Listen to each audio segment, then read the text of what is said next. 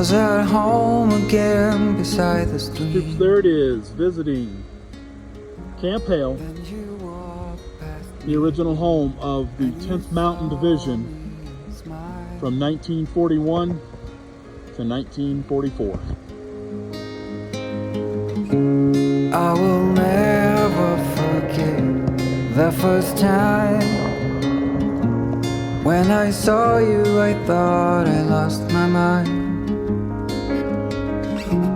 Blue and faded, was blown away and left behind.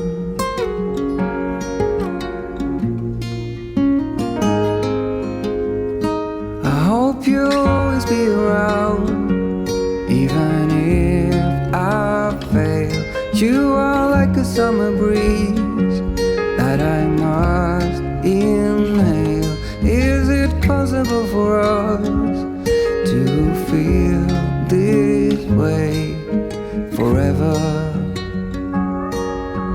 Loving you has never felt more right.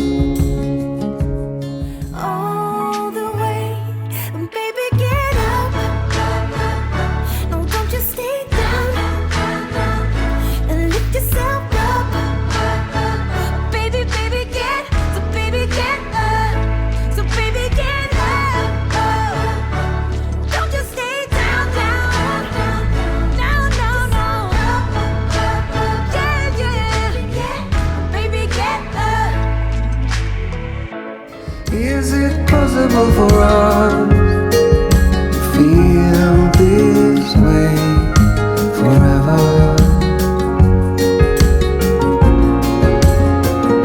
I hope you'll always be around, even if I fail.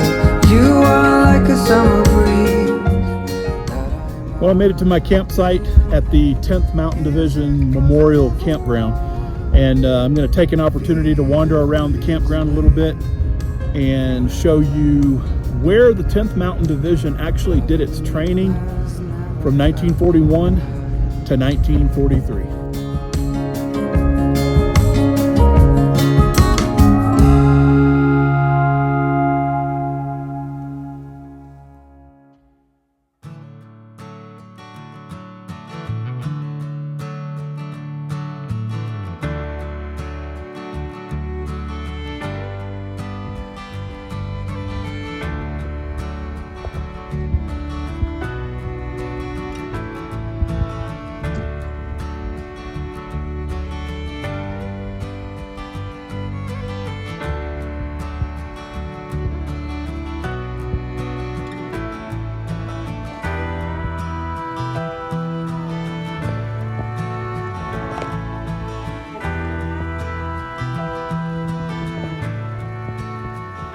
During the 1930s, the director of the National Ski Patrol Services for the United States, Charles Mntn, M-I-N-O-T, I believe I'm pronouncing it correctly, nicknamed Minnie Dole, had heard that the Finnish Army, a ski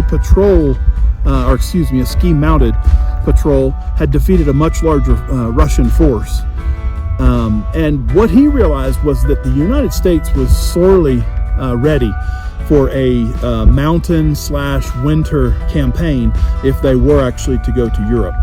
So he did the best he could from 1939 to 1941 to convince the War Department that what needed to happen was they needed to develop a group of people that were capable of fighting under those conditions. And just weeks before Pearl Harbor, he was able to convince the War Department that it was necessary to develop a group of people. In this case, it was the 10th Mountain Division that was created. Camp Hale is set up very similar, well, to any military post that I've ever been on. It has relatively grid square or straight line roads. And then, of course, one of the biggest differences between this campsite and most is what was actually accomplished here.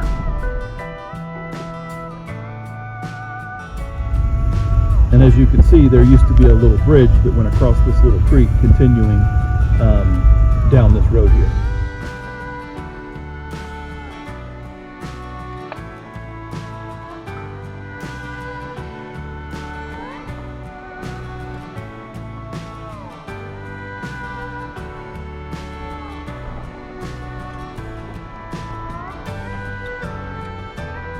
Once the War Department agreed to establish the 10th Mountain Division, they began training at Mount Rainier, Washington, which is reminiscent. Well, actually, it's near and dear to my heart because I was stationed at Fort Lewis, Washington, and you could see Mount Rainier from post, until they could get a permanent location established, and that was Camp Hale, named after General Irving Hale, who was a commanding general in the Spanish-American War. And once they got the permanent buildings and everything established, then they brought the troops here. Now, the original troops were actually all volunteer. They had to have a letter of recommendations, and they also had to be proficient in skiing. They also had to be proficient in mountain climbing, and they had to be able to endure extreme conditions. And it's about 58 degrees right now, midday in July. So you can imagine what this valley would be like, and of course the mountains around me would be like in the winter. So they had to endure some pretty rough conditions. Even after all these years, there are still a very few buildings that remain, or at least portions of buildings that remain. And I'm going to try to capture as many as I can. It's kind of difficult to determine what type of building this is from my perspective, because it is, or it seems so secure, but it could just be a reception building or a rec building or even a dining facility.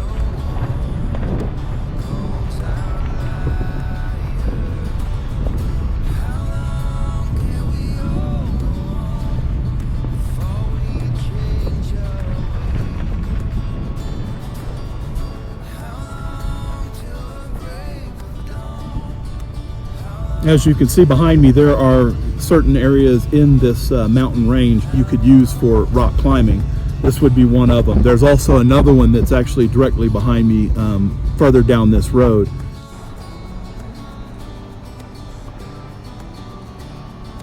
After Camp Hale was established, about 15,000 soldiers and about 1,000 mules descended on this area.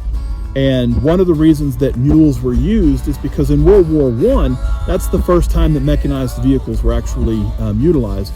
And so imagine a mule now being put in a position where it needs to pull a truck out of the mud, because they were very strong animals. They were perfect for pack animals. They were actually perfect for the 10th Mountain Division. So they were definitely utilized a lot. And as you can see behind me, there's another area where rock climbing would be practiced. And really, honestly, as you look at the hills behind me, or you look at the mountain tops behind me, because we are right at about almost 10,000 feet, some of these mountains obviously would be perfect for skiing as well, which is obviously something that they did a lot of.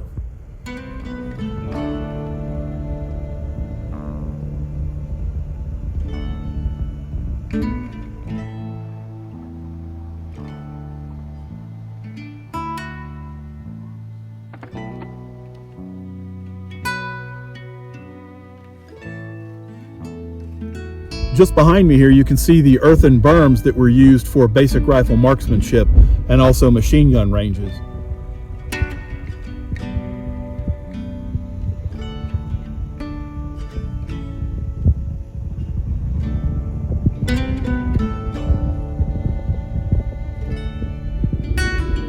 Just prior to the 10th Mountain Division being deployed to Europe, the 87th Infantry Regiment of the 10th Mountain Division joined Canadian forces to recapture the Aleutian Islands.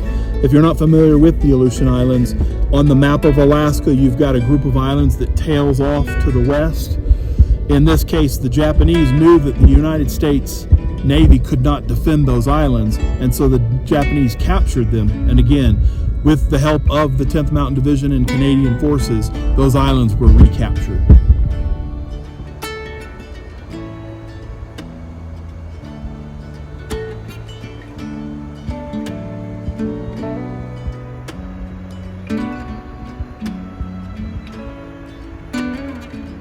The newly formed 10th Mountain Division was the last division to deploy to Europe. In Italy, February 18th, 1945, the 86th Regiment of the 10th Mountain Division, 5 companies, were able to climb Riva Ridge, which was considered unclimbable, and they captured it overnight by complete surprise. Within days of the success of Riva Ridge, The rest of the 10th Mountain Division was able to capture the Po River Valley in Italy, and therefore leaving it completely exposed to the Allies. In the spring of 1945, behind the strength of the 10th Mountain Division, they were able to lead the Allies to effect the surrender of the Germans. On May 2nd, 1945, the Germans surrendered in Italy.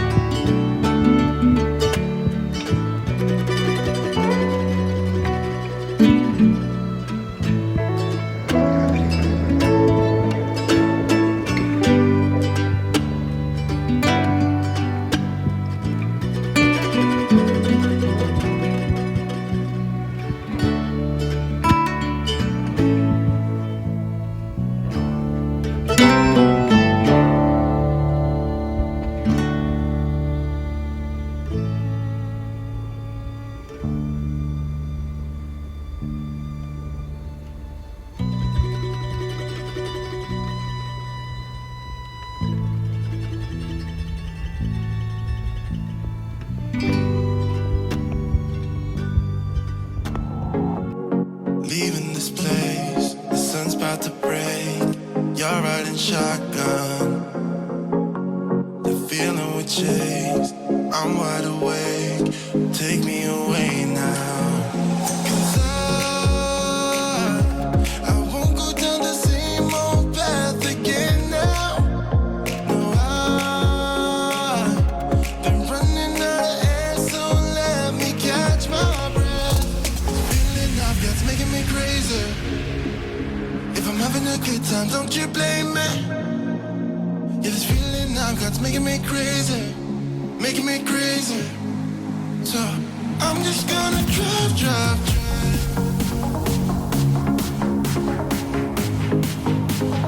I'm just gonna drive.